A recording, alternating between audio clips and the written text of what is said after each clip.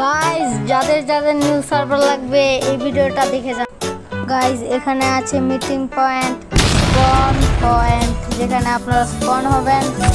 এখানে আছে neither portal এবং তার পাশে এন্ড পোর্টাল।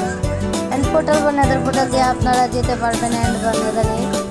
আর এখানে আছে আমাদের কিটস, যা থেকে আপনারা কিটস কিনতে পারবেন। এখানে মাত্র দুটোই হয়েছে আর বাকিগুলো করা হচ্ছে।